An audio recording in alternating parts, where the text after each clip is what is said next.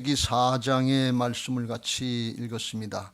가인과 아벨이 하나님 앞에 예배를 드렸는데 하나님이 아벨의 제사는 받으시고 가인의 제사는 받지 않으셨는데 그 결과가 아주 엄청나게 차이가 난 것을 볼 수가 있습니다.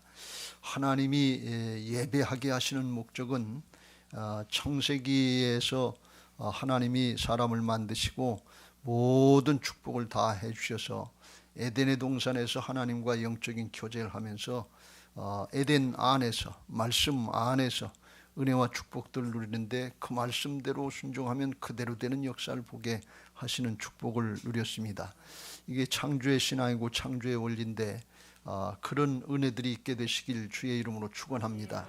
주님의 말씀이 떨어지면 우리 안에서 그냥 아멘이 되고 그냥 순종이 돼서 그대로 되는 역사들을 보는 복된 신앙들이 되시길 주의 이름으로 축원합니다.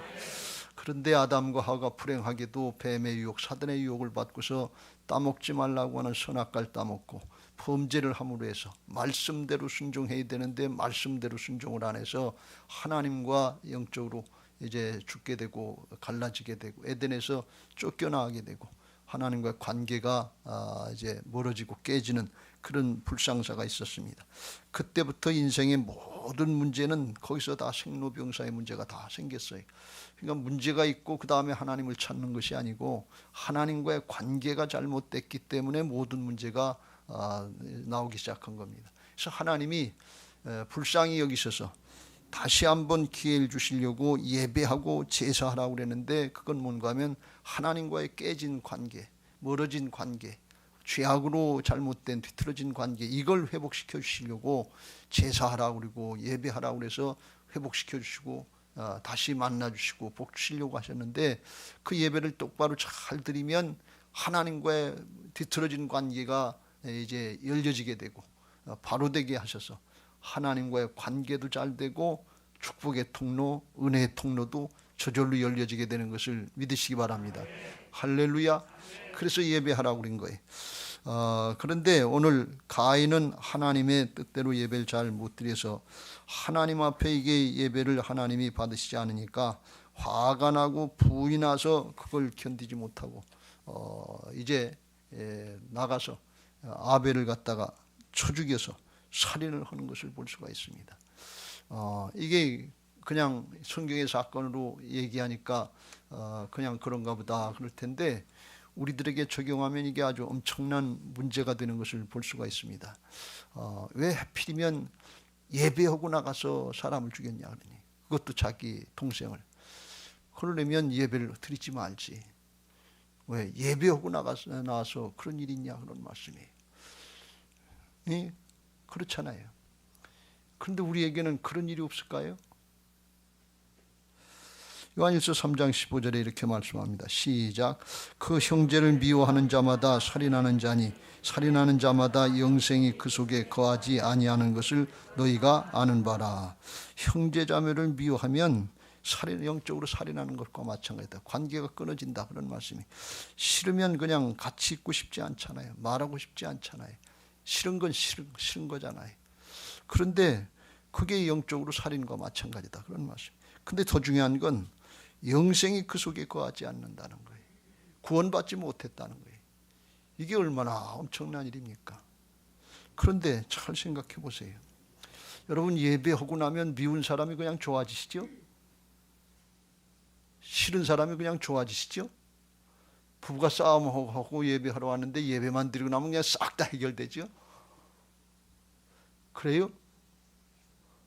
대답들이 없이 알 수가 있나?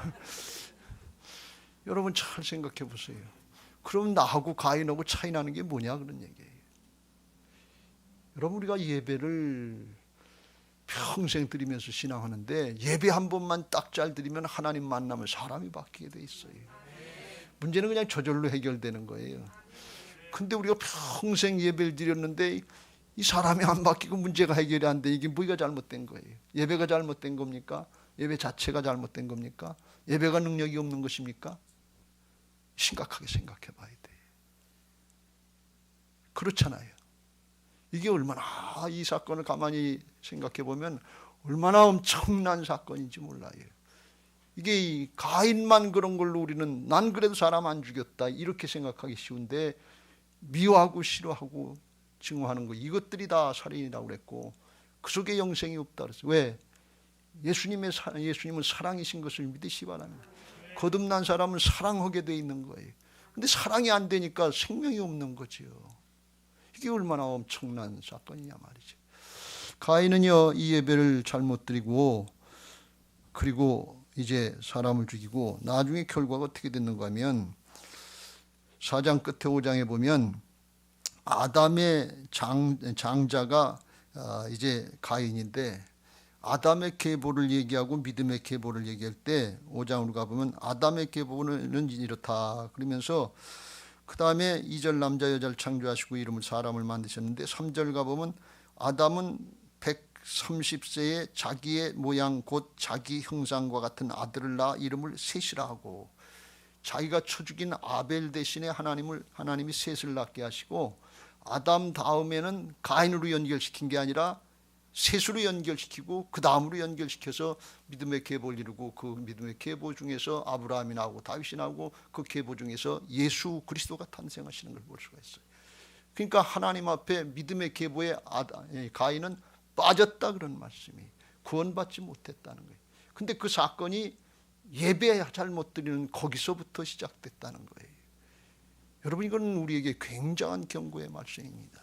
예배는 엄청난 우리의 축복의 시간이지만, 예배를 똑바로 드리고 예배를 통해서 정말 은혜 받고 변화 받으시길 주의 이름으로 축원합니다. 그렇지 않고 고집 피우고 있으면 이게 얼마나 엄청난 사건이 자자손손 이루어지고 있는지 이거 경계해야 될 줄로 믿습니다.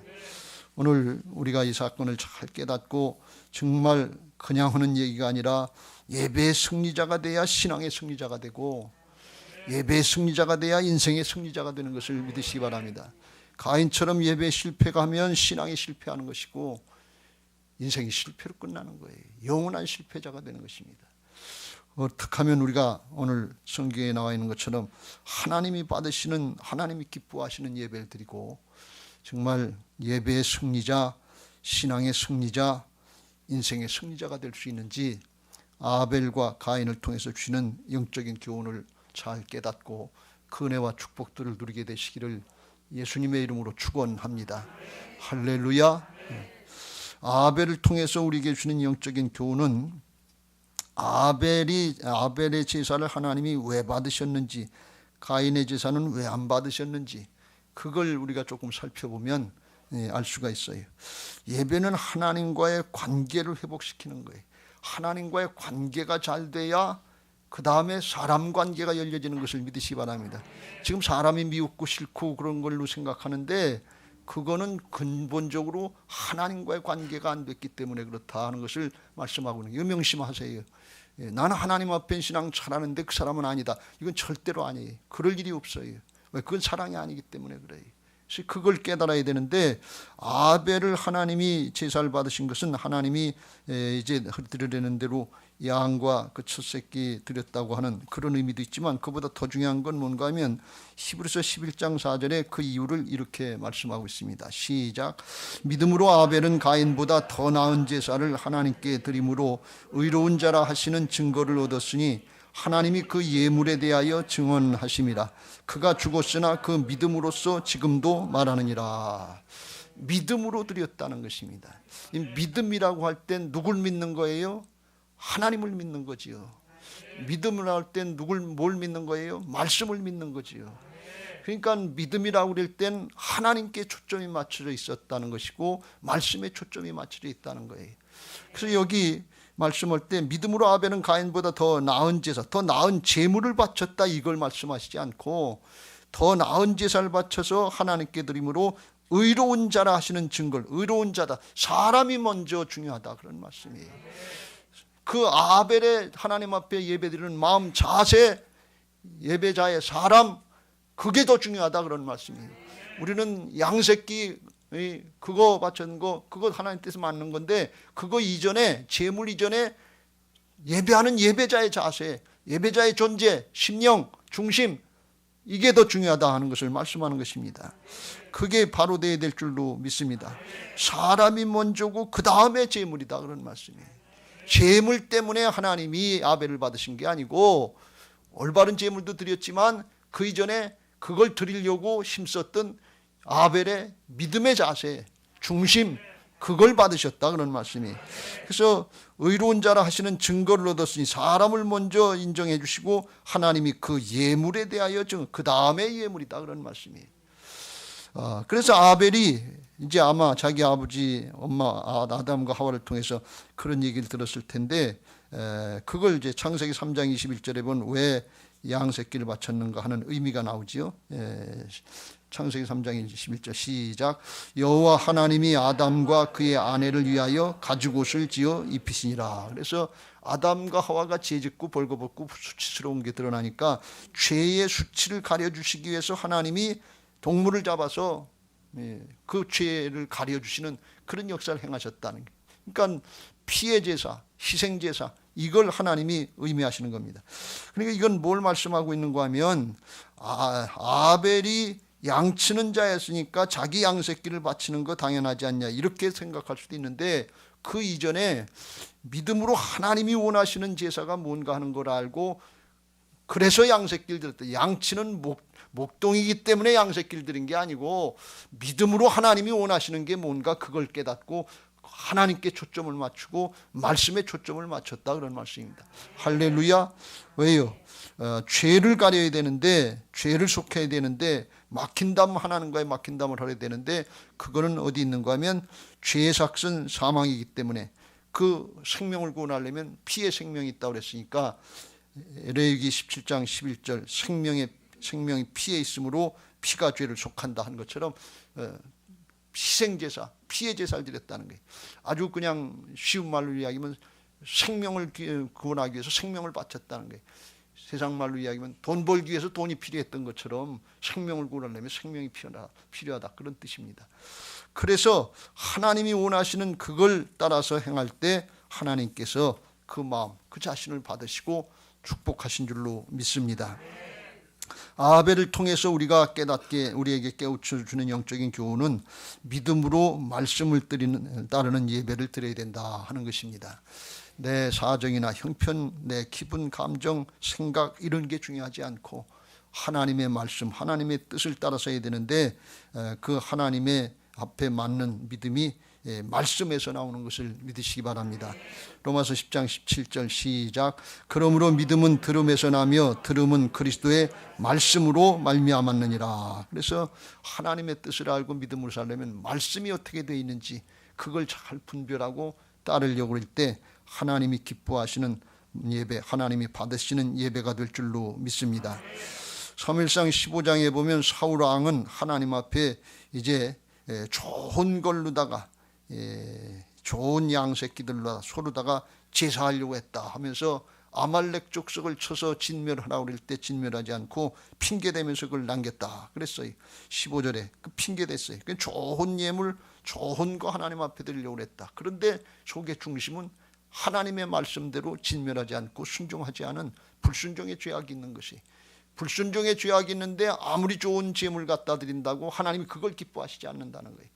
그래서 22절 23절에 이렇게 말씀합니다. 시작.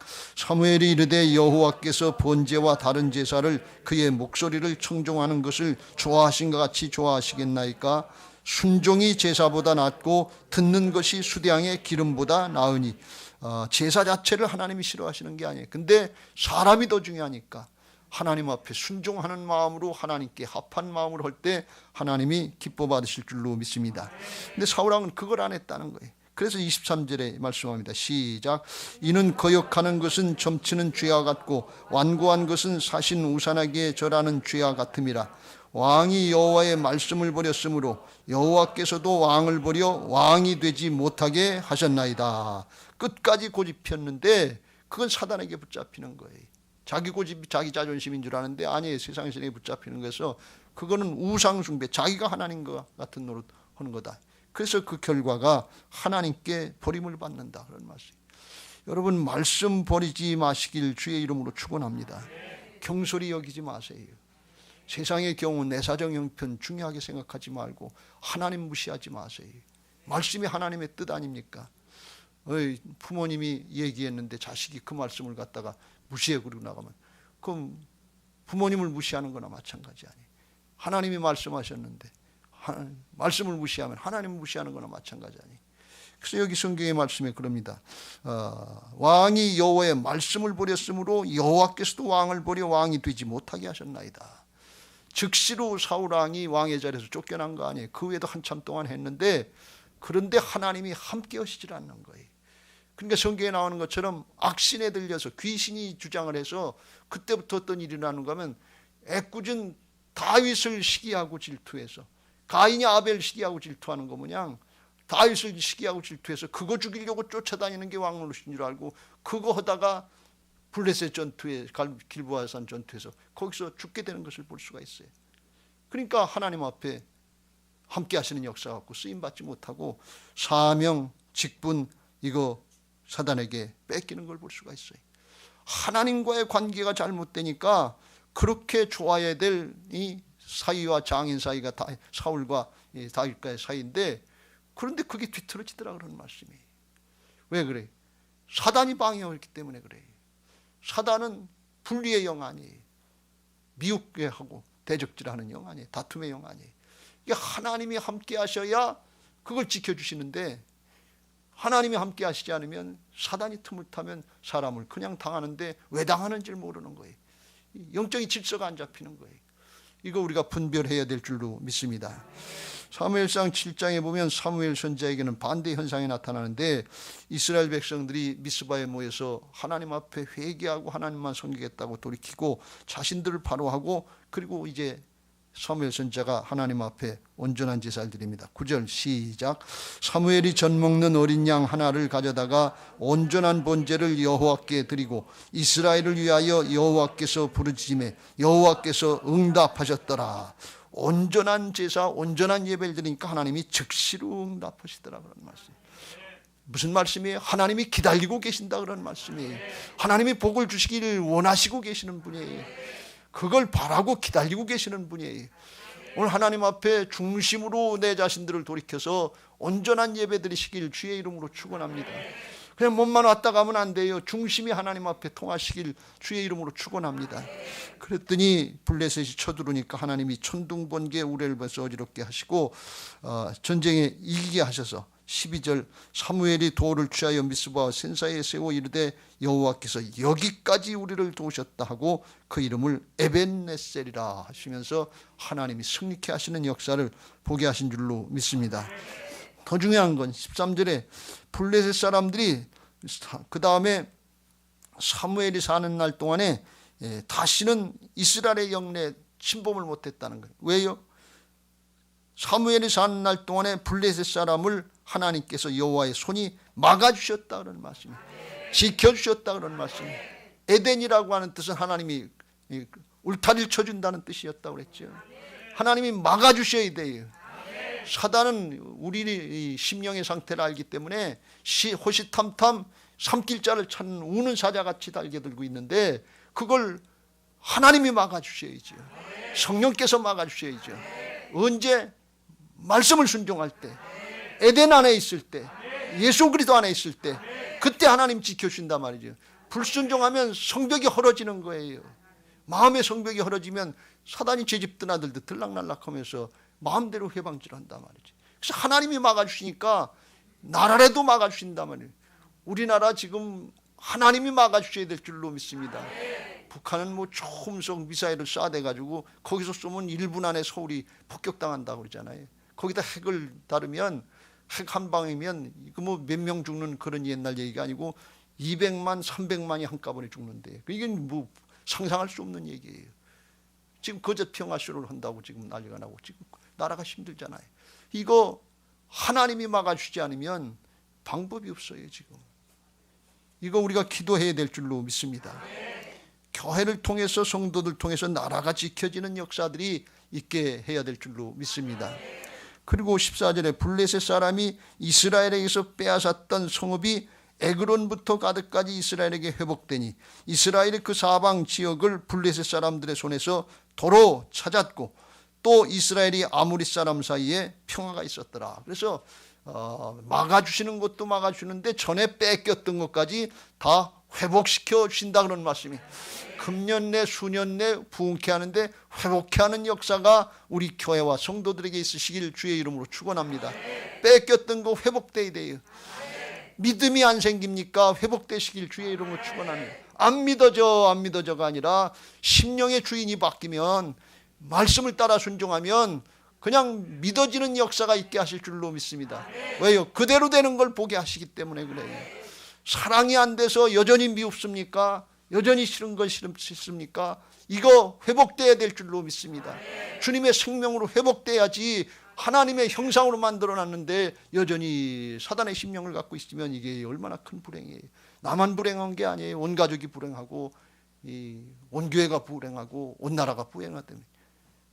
지금 이게 우리나라도 분리와 다툼의 영들이 방해돼서 대통령 선거한다고 해서 다 이게 분리하고 다투고, 이게 큰일이에요. 회복돼야 될 줄로 믿습니다. 하나님이 지켜주셔야 될 줄로 믿습니다. 신앙하면서 감사를 잃어버리고 기쁨을 잃어버리고 이 만족이 없고 불만족과 원망과 불평만 있다면 이거 회복돼야 될 줄로 믿습니다. 세상의 게 소유에 초점이 맞춰져서 여길 봐도 못 마땅하고 저길 봐도 못 마땅하고 그런 거, 이거 존재가 바뀌어야 될 줄로 믿습니다. 하나님이 이거 회복시켜줘야 돼요. 우리 가정의 자녀들 세상에 뺏기고 있지 않습니까? 가족들 세상에 뺏기고 있지 않습니까? 남편 뺏기고 있지 않습니까? 회복돼야 될 줄로 믿습니다. 여러분 영적으로 육적으로 건강 뺏기고 있지 않습니까? 뺏기고 있는 게 아니라 아주 뺏겼지 않습니까? 이거 회복되시길 주의 이름으로 축원합니다. 누가 회복시켜 주시느냐? 하나님이 회복시켜 주신단 말이에요. 블레셋은 사단을 상징하는 그런 족속인데 그 하나님께서 물리쳐 주시니까, 그러니까 뺏겼던 것까지 회복되는 역사가 있는 것입니다.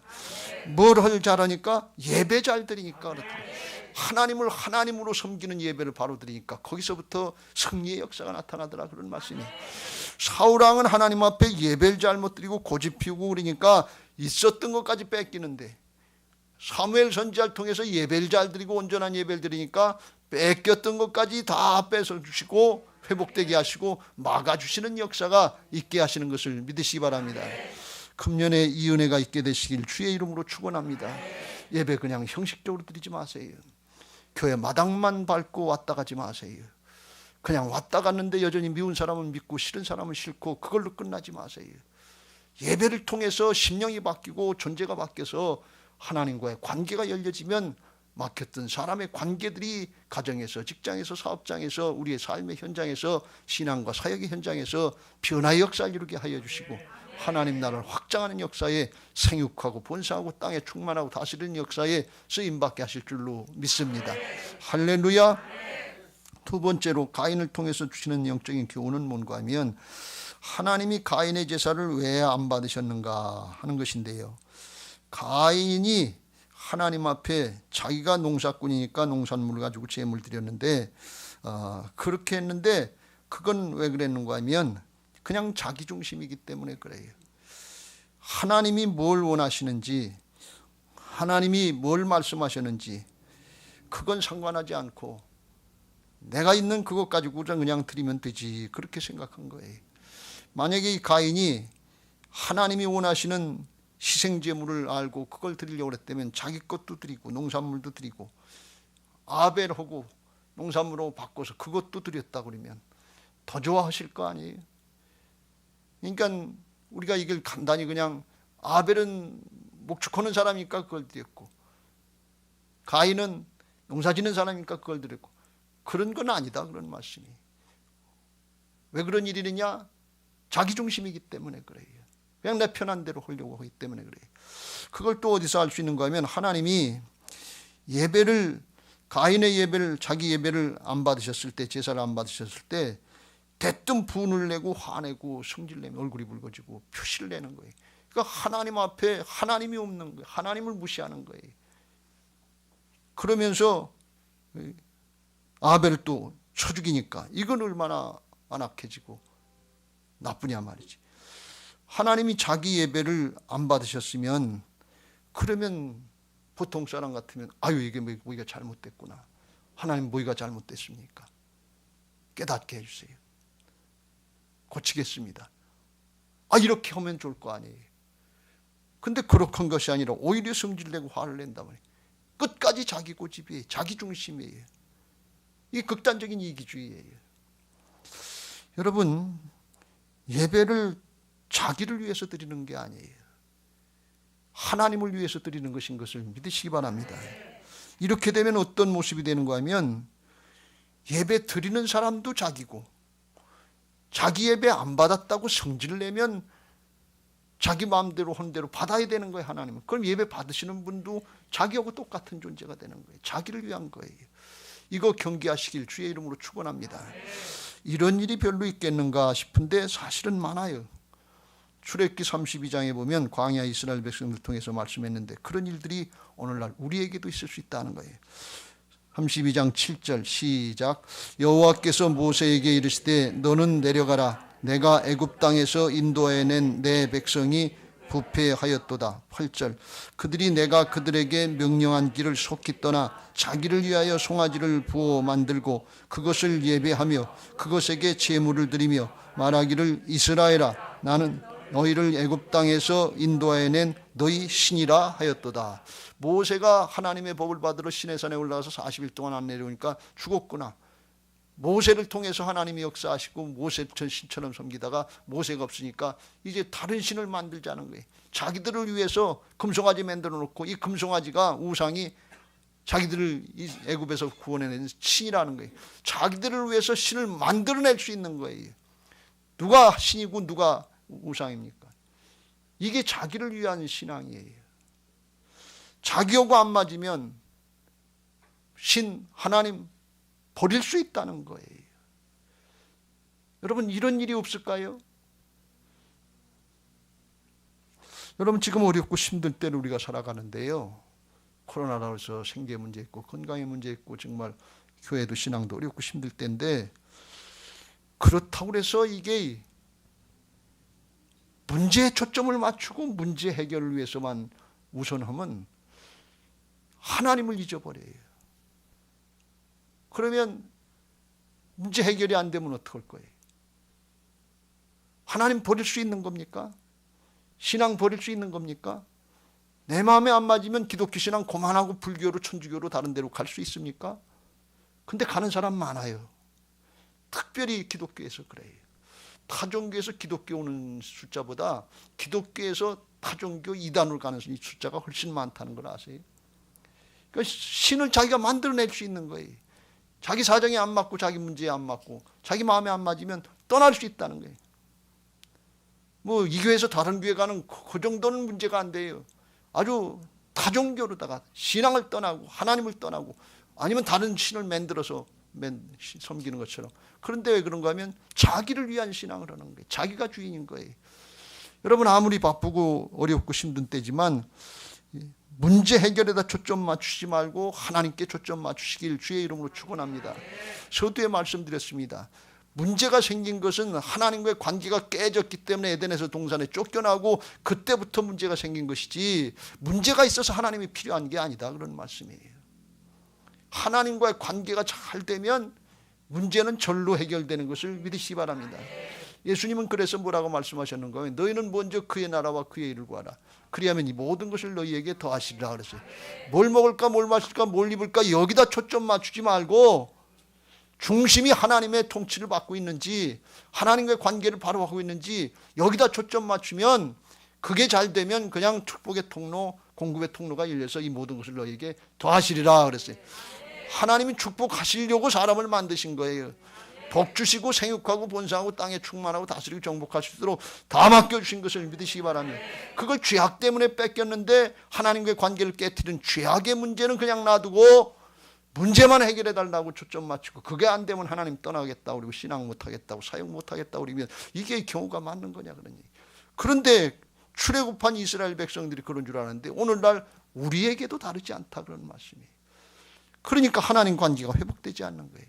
예배를 통해서 하나님과의 관계를 회복시키려고 하는데 지금 이 순간에 내가 문제를 바라보고 나 중심의 예배를 드리고 있는지 하나님 앞에 중심으로 내 자신을 드리려고 하는지 잘 구별하시길 주의 이름으로 축원합니다. 하나님과의 관계를 깨트린 건 우리들이 죄를 졌기 때문에 그래요. 그러니까 하나님의 마음을 상하게 해두고 아프게 해드렸는데, 그걸 내 자신 대신 드리는 게 대속제물이고 그게 예물인 것을 믿으시기 바랍니다. 하나님을 위한 제사를 드리는, 예배를 드리는 거예요. 그러면 하나님께서 회복시켜 주시는, 관계가 회복되는 은혜가 있을 줄로 믿습니다. 다윗이 인구조사를 하고 하나님보다도 군사를 더 의지하려고 하다 하나님이 진노하셔서 전염병으로 치시고 7만 명이 죽었어요. 깨닫고 회개하고 돌이키니까 하나님이 갓선지를 통해서, 예배를 통해서 온전히 관계를 회복해라. 그래서 하나님 앞에 이제 예배를 드리러 갑니다. 아라우나의 타작마당에 가서 예배를 드리는데, 아라우나가 왕이 오니까 여기 소도 있고 재물도 있고 뭐 나무도 있고 그러니까 마음대로 드십시오 그랬더니 왕이 아니다. 하나님 앞에 값없이 예배 드리는 거 아니다. 공짜로 예배 드리는 거 아니다. 그러면서 24절에 이렇게 얘기합니다. 시작. 왕이 아라우나에게 이르되 그렇지 아니하다. 내가 값을 주고 내게서 사리라. 값없이는 내 하나님 여호와께 번제를 드리지 아니하리라 하고 다윗이 은 50세겔로 타작마당과 소를 사고 그랬어요. 값없이가 아니다 말이에요. 값을 치르고 자신을 드리는 마음으로, 헌신하는 마음으로 번제를 드리는데, 대속제물 드리는데 값없이가 아니에요. 대가를 치르면서 바로 드려야 될 줄로 믿습니다. 왜? 하나님께 드리는 거예요. 하나님과의 관계를 깨트린 죄값을 드리는 거예요. 지금 그걸 왜 그렇게 하느냐, 내 보물이 있는 곳에 내 마음이 있기 때문에 그래요. 우리는 마음이 있어요. 그렇게 해요. 그런데 마음 없어요. 재물을 드리고 예물을 드리고 정성을 드리고 시간을 드리고 그래야 사람의 마음이 가고 정성이 가는 것이지, 그렇지 않으면 안 돼. 하나님 앞에 예배 장소 구별하라면 장소 구별해야 되고, 성전에 나와서 예배하기를 힘써야 되고, 시간 구별하려면 주일 성수해야 되고, 예물 구별하려면 11조 드려야 되고. 왜요? 그래야 마음이 있는 거예요. 내가 귀한 거 우리들이 알잖아요. 시간, 물질, 정성, 몸 드리는 거, 이거 귀한 거 알잖아요. 왜? 그래야 하나님께 마음이 가는 거예요. 하나님이 일부러 뭐가 부족해서 그런 것이 아니라 우리를 위해서 그렇게 말씀하실 때, 세상 신의 욕심에 사로잡히고 사람의 마음에 붙잡힌 사람, 아유 꼭 그렇게 해야 되나, 그리고 거부 반응이 탁 나온단 말이죠. 그런데 영의 질서가 된 사람들은 그렇게 하면, 아, 하나님이 우리를 복 주시려고, 회복시켜 주시려고 그러는구나. 할렐루야입니다. 꼭 죽을 수밖에 없는데, 지옥 갈 수밖에 없는 인생인데 회복의 길을 주시니 감사합니다. 그리고 순종한단 말이죠. 그렇게 영적인 질서가 잡힌 사람이 있어요. 다윗이 그걸 아는 거예요. 그래서 그렇게 하겠다 하면서 25절 시작. 그곳에서 여호와를 위하여 제단을 쌓고 번제와 화목제를 드렸더니 이에 여호와께서 그 땅을 위한 기도를 들으시매 이스라엘에게 내리는 재앙이 그쳤더라. 할렐루야. 이에 그랬어요. 올바른 예배 드리니까 하나님이 즉시로 응답하시더라 말이지. 하나님이 오늘날 우리나라뿐 아니라 세계가 지금 다 코로나로 정말 고통을 당하고 있는데, 하나님이 이거 진짜 원하고 계시지 않겠어요? 하나님의 얼굴을 구해라 말이지. 능력을 구하지 말고, 백신의 능력 그거 구하지 말고, 하나님의 능력을 믿고 하나님의 얼굴을 중심으로 구하는 거, 이거 원하지 않겠어요? 근데 이거 세상 사람들은 모르잖아요. 우리 그리스도인들이 알잖아요. 정말 하나님의 중심을 구하고 하나님의 뜻에 합한 그런 예배, 그런 기도 드릴 수 있게 되시길 주의 이름으로 축원합니다. 하나님이 원하시는 거예요. 여호와를 위해서 드린다고 하는 뜻이 뭡니까? 하나님 앞에 온전하게 자신을 드리고 제물 드리면서 하나님의 그 상한 마음, 하나님의 그 안타까운 심정, 그거를 우리가 위로할 수 있는지 모르지만 드리면서 그걸 하나님의 마음을 회복시켜 드리려고 하는 그런 정성이에요. 그러면 다윗 왕은 예배자가 되고 예배를 받으시는 분은 하나님이 되시는 것을 믿으시기 바랍니다. 나를 위한 예배가 아닌데 궁극적으로는 우리가 자기를 위한 예배보다 훨씬 더 큰 은혜와 축복이 있는 것을 믿으시기 바랍니다. 할렐루야. 이런 은혜들이 있게 되시길 주의 이름으로 축원합니다. 이 가인의 예배를 통해서 우리에게 깨우쳐 주는 것은 하나님과의 관계 잘못된 거, 이거 회개하고 우리 중심, 우리 자신을 진정으로 드리는 예배자들이 되라 하는 뜻입니다. 그거 깨닫고 내 중심으로 지금까지 예배하고 신앙하려고 했다면 중심으로 회개하고 돌이키시길 주의 이름으로 축원합니다.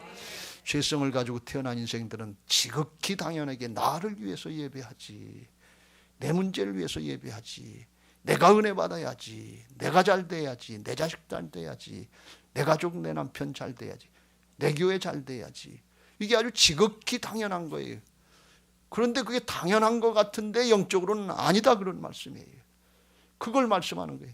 왜요? 그렇다면 하나님은 섬기는 게 아니고 하나님을 경외하고 말씀을 따라 섬기는 것이 아니라 하나님을 이용하는 도구로 전락하는 거예요. 그러면 지금 예배를 통해서 하나님이 계속해서 강조합니다만 목적이 뭔가 하면 하나님과의 깨진 관계를 회복시키려고 하는 건데, 하나님과의 관계는 생각하지 않고 내 문제만 해결하려는 거예요. 내 것만 만족하면 된다는 거예요. 이게 마귀의 성격이에요. 이거 잘 분별하시길 주의 이름으로 축원합니다. 하나님께 초점을 맞추고 하나님을 위한 예배를 드릴 때 하나님과의 관계가 회복된단 말이죠. 그러면 그냥 문제는 저절로 해결되고 축복의 통로가 열려진 것을 믿으시기 바랍니다. 사람과의 관계가 뒤틀어진 것들이 많은데 그거 우리가 염려되고 근심되는 기도해야 되는데, 그런데 먼저 하나님 관계를 먼저 회복하라, 그런 말씀이. 그럴 때 하나님의 은혜로 하나님의 사랑으로 흘러가게 하실 줄로 믿습니다. 할렐루야. 그래서 우리가 먼저 해야 되는 게 회개인 줄로 믿습니다. 시편 51편 17절 다윗의 고백입니다. 시작. 하나님께서 구하시는 제사는 상한 심령이라. 하나님이여 상하고 통회하는 마음을 주께서 멸시하지 아니하시리다. 할렐루야. 주여 나는 죄인입니다. 나를 용서하여 주옵소서. 가인이 이 고백 하나 했으면 얼마나 좋았겠어요. 잘못된 제사를 드렸는데 그거 가지고 성질을 내고 화내. 너 왜 성질을 내고 화냈냐? 지금 죄악의 세력이 네 마음의 문에서 기다리고 있다. 너를 통해서 방해하려고, 살인하려고 하는 거 하나님이 아시고 막아주려고 죄를 다스리라 그러는데, 그럼 아유 잘못됐습니다. 그리고 회개하고 돌이키면 되잖아요. 그런데 돌이킬 생각이 없는 거예요. 회개할 마음이 없는 거예요. 가인을 쳐 죽이고 죄를 범하고 나서도 내 아우 아벨이 어디 있느냐 그랬더니 내가 알지 못하나이다. 내가 내 아우를 지키는 자입니까? 또 뻗대요. 회개할 마음이 없는 거예요. 여러분, 하나님이 한두 번 잘못됐다고 하나님의 호적에서 지키는 게 아니에요. 이게 굳어지고 고집 피우면 어떻게 할 수 없는 거예요. 내버려 둘 수밖에 없는 거예요. 여러분, 절대로 그렇게 되시지 말고 예배 시간에 말씀을 통해서 내 마음을 찌르는 것 같을 때 그때 회개하세요. 하나님의 말씀은 살아있고 운동력이 있어서 우리의 혼과 영과 및 관절과 골수를 찔러 쪼개야지요. 죄졌는데 굳어졌는데 그냥 놔두면 되겠어요. 기분 나쁘다 그런 얘기 하지 마세요. 하나님이 고쳐주시고 바꿔주시려고 하는데 무슨 기분이 나쁩니까? 회개하고 돌이켜야 될 줄로 믿습니다. 바울처럼 오라 나는 곤고한 비참한 사람이다. 이 죄악의 면에서 누가 나를 건지네. 탄식하다가 이거 아무리 노력해도 안 되는 것 같은데, 그렇지, 예수님이 이것도 담당해 주셨지. 우리 주 예수 그리스도로 말미암아 하나님께 감사하리로다 하고 복음으로 의지하고 주님을 의지하고 나가는 거, 이게 신령과 진정의 예배인 것을 믿으시기 바랍니다. 그 길을 열어놓으시고 오늘 우리에게 예배하라고 말씀하시는 것을 믿으시기 바랍니다. 히브리서 10장 19절 20절 시작. 그러므로 형제들아 우리가 예수의 피를 힘입어 성소에 들어갈 담력을 얻었나니 20절. 그 길은 우리를 위하여 휘장 가운데로 열어놓으신 새로운 살 길이요 휘장은 곧 그의 육체니라. 할렐루야. 주님의 몸을 찢기고 상하시고 죄악의 담을 헐어놓으시고 믿음으로 나가면 되는 거예요. 주님의 십자가 보혈의 의지에서 나갑니다. 부활의 능력의 의지에서 나갑니다.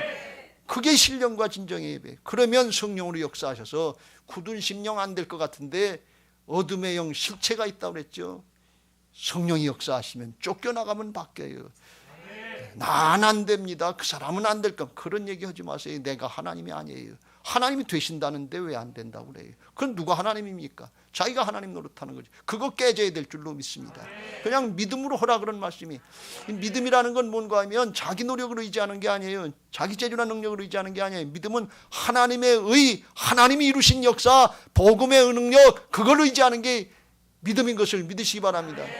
더 나아가서 우리를 하나님의 의가 되게 한, 성령이 우리를 통해서 이루시는 하나님의 역사에 하나님의 의가 되도록 이렇게 존재를 바꿔놓으신 게 거듭난 사람들인 것을 믿으시기 바랍니다. 그래서 우리가 나가서 그렇게 은혜를 받고 그렇게 하려고 그러면 심령을 바꿔놓으시고 그렇게 되게 하시는 것을 믿으시기 바랍니다. 삶의 과정에서 영적인 예배자들 되게 하신다고 그랬어요. 로마서 12장 1절 2절 시작.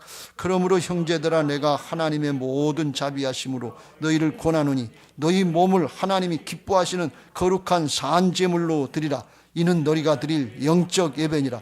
어떻게 해서 이런 역사가 있느냐. 2절 시작. 너희는 이 세대를 본받지 말고 오직 마음을 새롭게 함으로 변화를 받아 하나님의 선하시고 기뻐하시고 온전하신 뜻이 무언가 분별하도록 하라. 할렐루야. 중심의 심령이 나 중심에서 하나님 중심으로 주인이 바뀌면 세상 사람들 이기적이고 자기를 위한 신앙에서 하나님을 위한 신앙으로 상대방을 위한 사랑의 모습으로 바뀌어지는 역사가 있게 될 줄로 믿습니다. 할렐루야. 얼마 전에 며칠 전에 공군 조종사 대위였던 고 심정민 대위가 추락해서 전사하는 그런 일이 있었어요. 금년 나이가 29살인데 결혼한 지 1년 남짓 됐대요. 수원 비행장에서 출격을 했는데 하늘에 올라갔는데 엔진이 말을 안 듣는 거예요. 그래서 이게 급속도로 추락을 하는데 추락하다 보니까 마을들이 보이는 거예요. 그런데 그 마을들을 피하려는데 시간이 없는 거죠. 이제 딱 10초에 나중에 기록을 보니까 기계 기록을 보니까 10초의 시간이 있었다는 거예요. 관제탑에서 탈출해라, 이젝션 탈출해. 버튼 누르면 탁 튀게 돼 있거든요. 위에 저기가 열려지고 의자가 튀어나가게 돼 있어서 낙하산 펴지니까 저절로 살게 돼 있네. 그 10초예요. 그런데 그 야산에 떨어져서 추락해서 죽었는데 전사했는데 그 마을하고 야산하고 100m 간격이라는 거예요. 그러니까 자기가 먼저 추락을 하면 이 동체가 민가를 칠 것 같은 그런 생각이 드는 거예요. 그러니까 끝까지 조정관을 붙잡고서 내가 죽어야지 애꿎은 사람들, 그 마을에 많은 사람들 죽이게 되면 되겠냐. 그리고 그걸 탈출을 포기했던 것 같아요. 그 기록에 보면 그게 자세히 나오는지 그 10초 동안 10초면 충분히 탈출할 수 있는 시간이 되는데 그런데 숨을 몰아쉬면서 긴장하고 갈등하는 그런 모습이 거기에 나오더라는 거예요. 29살 청년인데 청년 아니 결혼했는데 그 마음속에 살신성인 아니에요. 정말 나라를 지키려고 하는 정신 아니에요. 그런 정신 때문에 나라가 세워지고 국민이 안전하게 보호되는 것을 믿으시기 바랍니다. 이게 어떻게 보면 신앙적으로 보면 예수님의 정신 아닙니까? 십자가의 정신 아닙니까? 우리 그리스도인들이 그런 정신 가지고 신앙해야 되지 않겠어요? 자기를 위해서, 나를 위해서 이기적으로 이것만 생각하는 이게 그리스도인의 모습이 아니고 예수님의 십자가 부활의 정신, 이걸 우리가 받았으면 그거 조금이라도 하려고 하는 그 마음 가지고 하려고 그러면 세상이 바뀌어지지 않겠어요? 우리가 나중에 특진을 해서 이제 소령이 됐습니다. 그 심정민 소령처럼 이렇게 목숨 걸 수 있으면 그야말로 금상첨화고 이게 영웅 대접받는 거고, 그렇지 않고 내 기분 감정 내 주장 조금만 바꾸면 가정이 바뀌고 목장이 바뀌고 교회가 바뀌고 세상이 바뀌는 역사가 있을 줄로 믿습니다. 지금 대통령 후보로 나오는 사람들이 조금만 그런 정신이 있으면 나라가 바뀌고 분위기가 바뀔 줄로 믿습니다. 그거 우리가 기도해야 될 줄로 믿습니다.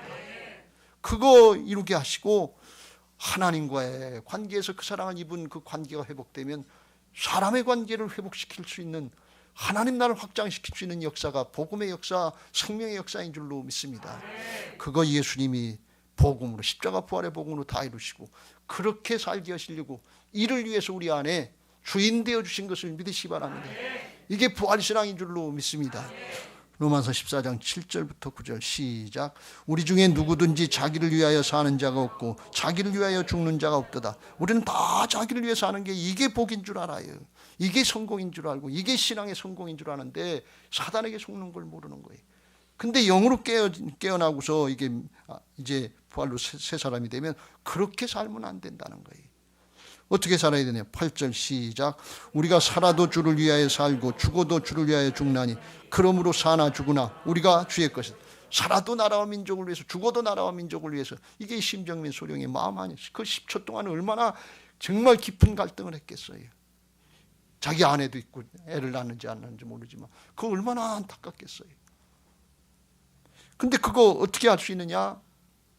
주님이 주인 되시면 된다 그러는 거예요. 내가 하면 안 돼. 이를 위해서 주께서 죽고 사셨단 말이에요. 그리고 성령으로 오셔서 주인 되어 주시는 것을 믿으시기 바랍니다. 9절 시작. 이를 위하여 그리스도께서 죽었다가 다시 살아나셨으니 곧 죽은 자와 산 자의 주가 되려 하심이라. 할렐루야. 내가 주인 되면 죽었다 깨나도 나를 위해서밖에 안 돼요. 절대로 교회를 위해서요 어림도 없어요. 가족을 위해서요 어림도 없어요. 남편을 위해서요 아내를 위해서요 그런 일 없어요. 천상천하 나밖에 없어요. 그런데 주님이 주인 되시면 변화 역사가 있게 하실 줄로 믿습니다. 은혜인 줄로 믿습니다. 그러면 하늘이 열려져서 이게 예배 시간을 통해서 이런 역사가 이루어지는데, 예배 시간이 얼마나 기쁘고 즐겁고 감사하고 정말 감격할 수 있는 시간입니까? 세상에 어디서 이렇게 바뀌어지는 역사가, 도 닦았다고요? 공부 많이 했다고요? 돈 많이 벌었다고요? 대통령 되면 바뀝니까? 대통령 되고 나서 감옥 가는 사람들이 많아요. 그것까지 바뀌지 않아요. 예수님의 생명으로만 바뀌어지는 역사가 있는 것을 믿으시기 바랍니다. 하나님 나라에 가면 죄악이 다 심판받고 하나님의 생명으로 거듭난 사람들이 있는데, 거기서 하늘의 예배가 들려지는데, 천상의 예배, 온전한 예배가 드려지는데, 구원받은 14만 4천이 10절 시작. 큰 소리로 외쳐 이르되 구원하심이 보좌에 앉으신 우리 하나님과 어린 양에게 있도다. 이 심령을 바꾸고 사람을 바꾸고 세상을 바꾸는 역사 하나님이 하시는 거요, 예수님이 하셨다 그런 말씀이에요. 내 노력 가지고 되는 거 아니다 그런 말씀이에요. 믿기만 하면 된다 그런 말씀이에요. 믿음으로 누려라 그런 말씀이에요. 사정 형편이 어떠니 저떠니 그런 얘기할 거 없어요. 내 기분 내 감정이 어떠니 그거 얘기할 거 없어요. 예배 그게 중요한 게 아니에요. 내 판단 내 생각이 그거 얘기할 거 없어요. 내 자존심 내 체면 그런 거 얘기할 거 없어요. 육신으로 되는 게 아니에요. 그냥 신령과 진정이에요. 복음으로 의지하고 성령님으로 의지해서 내게도 그런 은혜를 주옵소서. 그럴 때 하나님 앞에 믿음으로 누려지게 되고, 믿음의 역사, 은혜 나의 나 된 것은 하나님의 은혜입니다가 고백되게 될 줄로 믿습니다. 금년에 어떻게 하든지 예배의 승리자들이 돼서 하나님과의 막힌 관계가 열려지고, 가정에서, 목장에서, 교회에서, 직장과 사업장에서 얼마나 얽히고 설키고 막혀가지고서 힘들고 어렵습니까? 이거 하나님과의 관계가 열려지면, 주님의 사랑이 부어지면 그 나머지는 주께서 은혜로 되게 하시는 줄로 믿습니다. 그런 은혜를 누리는 그런 교회, 그런 성도들 되시기를 예수님의 이름으로 축원합니다. 이제 받은 말씀 기억하시고 그런 예배를 드릴 수 있게, 그런 교회, 그런 성도가 되게 해달라고